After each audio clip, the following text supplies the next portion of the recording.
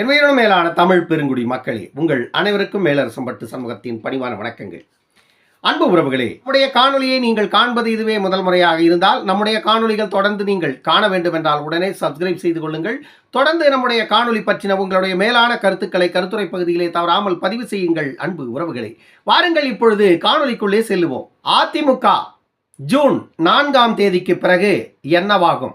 எடப்பாடி அவர்கள் ஜூன் 4ஆம் தேதிக்கு பிறகு அதிமுகவின் பொதுச் செயலாளராக நீடிப்பாரா? எடப்பாடி அவர்களை சுற்றி பின்னப்பட்டிருக்கின்ற வலை, அதை பின்னி இருக்கின்ற அந்த 16 நபர்கள், அந்த 16 நபர்களுடைய இலக்கு என்ன? எடப்பாடி பழனிசாமி நான் அசைக்க முடியாத அதிமுகவின் பொதுச் செயலாளர் என்று நிரூபிப்பாரா? அல்லது எடப்பாடி அவர்கள் நீ அதுக்கு சரிப்பட்டு வரமாட்ட அப்படின்னு சொல்லி எடப்பாடி அவர்களிடம் இருக்கின்றதை பறித்து கொண்டு அவரை வெளியே தள்ளுவார்களா அதிமுகவின் தொண்டர்கள்? இப்படி பல கேள்விகள் அதிமுகவிற்குள்ள எழுந்து கொண்டிருக்கிறது. இந்த கேள்விகளுக்கான விடைகள் எல்லாம் வருகின்ற 4ஆம் தேதிக்கு பிறகுதான் தெரிய வரும். ஆனால் எடப்பாடி பழனிசாமி அவர்களுக்கு காத்திருக்கின்ற சவால்கள், அந்த சவாலில் எடப்பாடி வெற்றி பெற்றுவிட்டால் எடப்பாடியை அசைக்க முடியாது. தமிழ்நாட்டில் அதிமுகவை சார்ந்தவர்கள் வாய் எடுத்ததற்கெல்லாம் அவர்கள் சொல்றது என்ன? இது 2 கோடி தொண்டர்களை கொண்ட இயக்கம், இது 2 கோடி தொண்டர்களை கொண்ட இயக்கம். அப்ப அந்த 2 கோடி தொண்டர்கள் எல்லாம் 2021 எங்க போனாங்க? 2019 எங்க போனாங்க?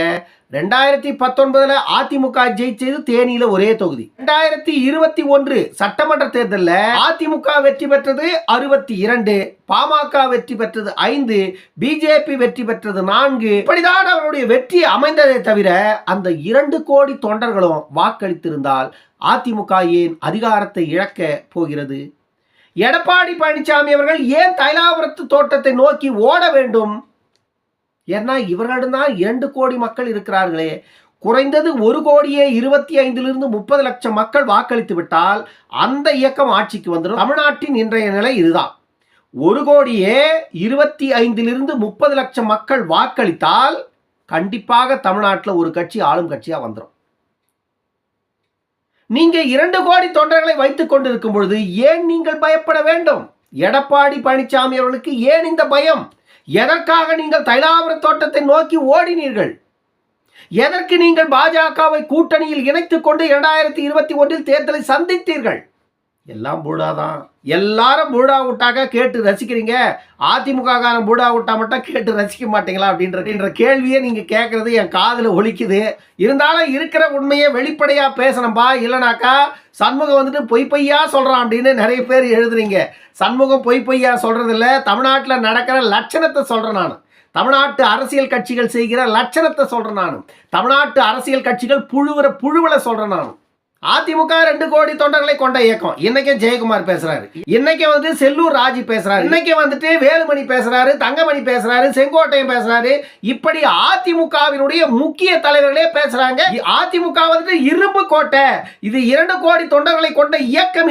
இந்த இயக்கத்தை இன்னும் 100 ஆண்டுகளுக்கு அசைக்க முடியாதுன்னாங்க. 2018 பாமக கூட்டணியில இல்லாத இருந்திருந்தா அசைஞ்சு போயிட்டு இருக்கும். ஆனா 2018 பாமகவால ஒட்டுக்கட்டப்பட்ட அதிமுக எப்படியா 2021 வரைக்கும் எடப்பாடி பழனிசாமி அவர்கள் தட்டு தடுமாறி கீழே மேல விழுந்து எழுந்து 21 கடந்துட்டார்.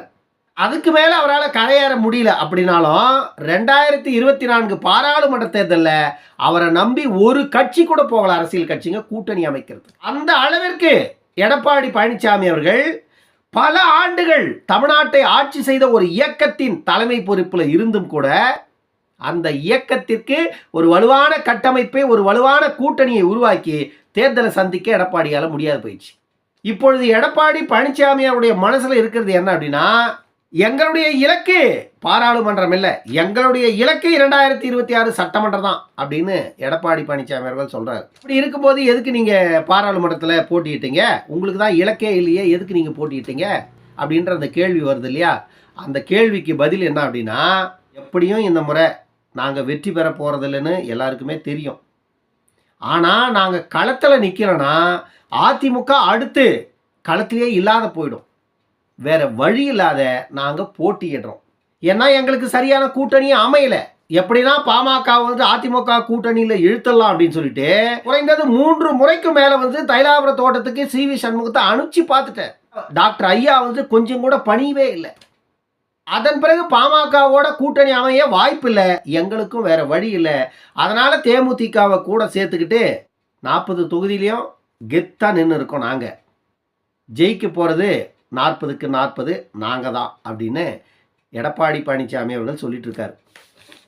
இப்போ இந்த 2 கோடி தொண்டர் விஷயம் என்ன அப்படின்னா, 2 கோடி தொண்டர் 2 கோடி தொண்டர் அப்படின்னு சொல்ற இந்த அதிமுக காரங்க இந்த பாராளுமன்ற தேர்தலில் அந்த 2 கோடி தொண்டர்களுடைய வாக்கை பெற்று நிரூபிக்க வேண்டிய ஒரு நிர்பந்தம் வந்துட்டு எடப்பாடி பழனிசாமிக்கு இருக்கு.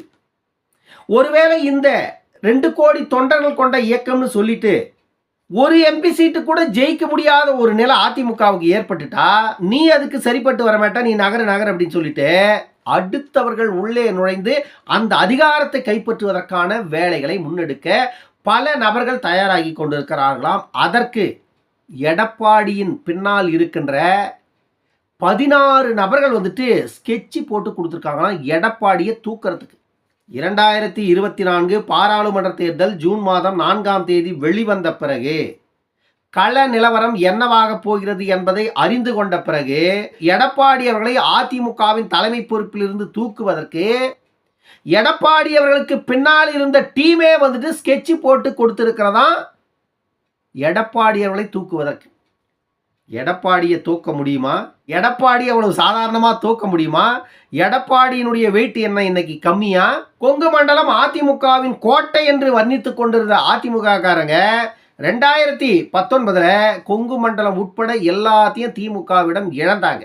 அதே அதிமுக 2021 சட்டமன்ற தேர்தலில் கொங்கு மண்டலத்தில் பெரும்பாலான தொகுதிகளை திமுகவிடம் இழந்தாலும் ஒரு சில தொகுதிகளில் வெற்றி பெற்றாங்க.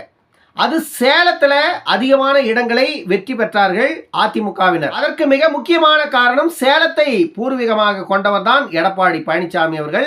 அதன் அடிப்படையில் அவருடைய மாவட்டமான சேலம் மாவட்டத்தில் பெரும்பாலான மக்கள் வந்து எடப்பாடி பழனிசாமி அவர்களுக்கு வாக்களித்து அவருடைய கட்சியின் உறுப்பினர்களை தேர்ந்தெடுத்து கொடுத்தார்கள். சேலம் மாவட்டத்தில் கூட்டணி உட்பட 10 தொகுதிகளை பாமக கூட்டணியில் 2 தொகுதிகளும் அதிமுக 8 தொகுதிகளையும் ஒட்டுமொத்தமாக 10 தொகுதிகளை சேலம் மாவட்டத்தில் அதிமுக கைப்பற்றியது. ஒரே ஒரு தொகுதி மட்டும் திமுகவிடம் சென்றது. அப்படிப்பட்ட அதிமுக 2024 பாராளுமன்ற தேர்தலில் திக்கு தெரியாத காட்டில் தன்னந்தனியாக நின்று போனது. அதற்கு காரணம் சரியான வழிகாட்டி அந்த இயக்கத்திற்கு இல்லை அப்படின்னு அந்த கட்சியை சார்ந்தவர்கள் பேசுகிறார்கள். ஆனால் நம்மை போன்றவர்களுக்கு ஒரு ஊழல் கட்சியின் அத்தியாயம் முடிவுக்கு வந்திருப்பதாக தோன்றுகிறது. இன்னொரு ஊழல் சாம்ராஜ்யத்தை முடிவுக்கு கொண்டு வந்தால் அடுத்த தலைமுறைகள் இங்கு சுயமரியாதையோடும் தன்மானத்தோடும் வாழ்வதற்கான அடுத்த கட்ட தலைவர்கள் முன்னெடுக்க தயாராக இருக்கிறார்கள். ஆட்சி அதிகாரம் கைமாற வேண்டிய அவசியமும் தேவையும் இருக்கிறது. ஆனால் மக்கள் சிந்திக்கின்ற சூழ்நிலைக்கு இன்னும் வரல. அது மட்டும் தெளிவாக தெரியுது.